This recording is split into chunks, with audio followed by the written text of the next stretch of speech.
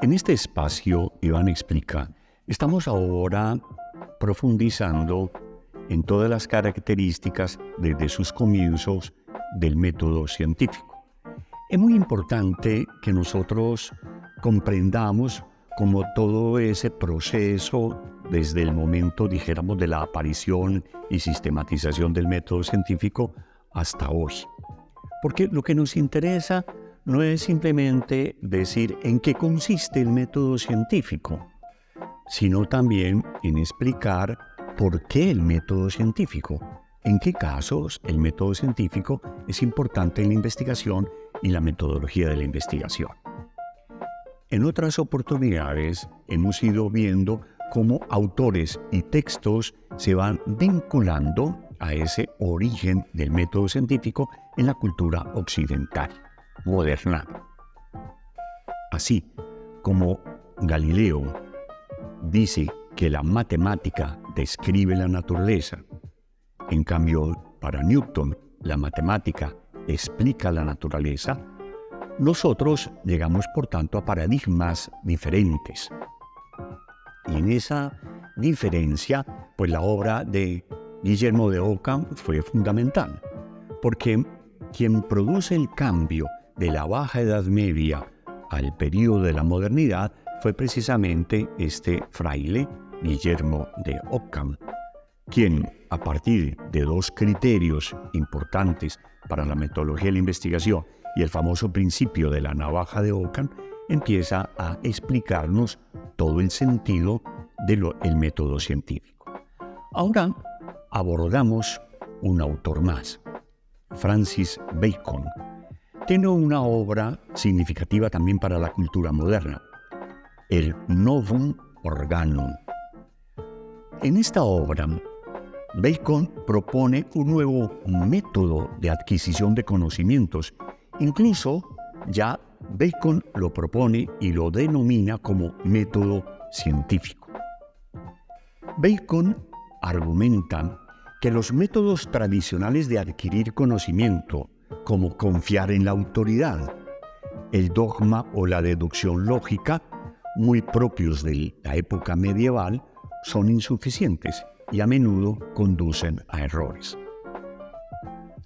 Bacon, en cambio, aboga por un nuevo método que se basa en la observación empírica, la experimentación y el razonamiento inductivo.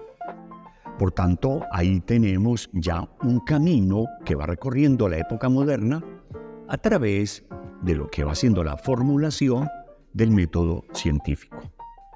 Ese paso, por tanto, de los presupuestos de la física medieval y la metafísica medieval a estos presupuestos nuevos dan lugar a lo que ya Francis Bacon denominará como el método científico.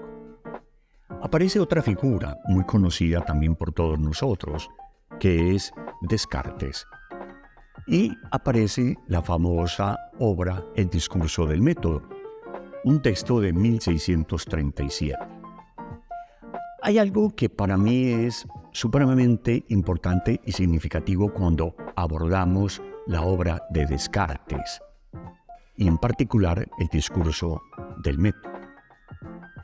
Descartes propone una expresión que es fundamental: ideas claras y distintas, siendo fundamentales en la investigación las 4 reglas del método cartesiano.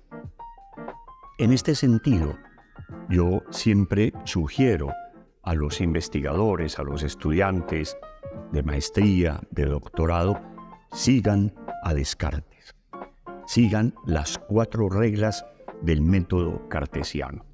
No se trata de ser cartesianos, sino de seguir a Descartes en estas 4 reglas que aparecen en el discurso del método.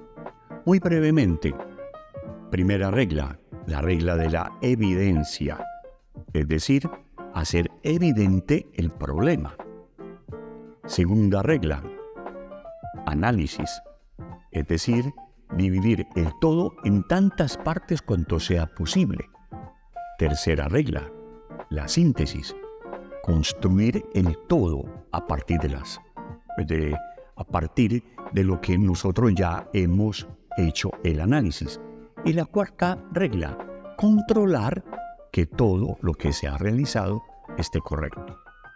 Si nosotros seguimos las 4 reglas del método cartesiano, servirá para hacer investigación, incluso para la publicación de textos, como posiblemente en algún momento lo podremos hablar. Fuera entonces de Francis Bacon, de René Descartes, aparece la obra de Thomas Hobbes, El Leviatán, una obra de 1651. Hace de las matemáticas estrictamente cuantitativistas el único criterio de delimitación de la cientificidad de un posible desarrollo teórico.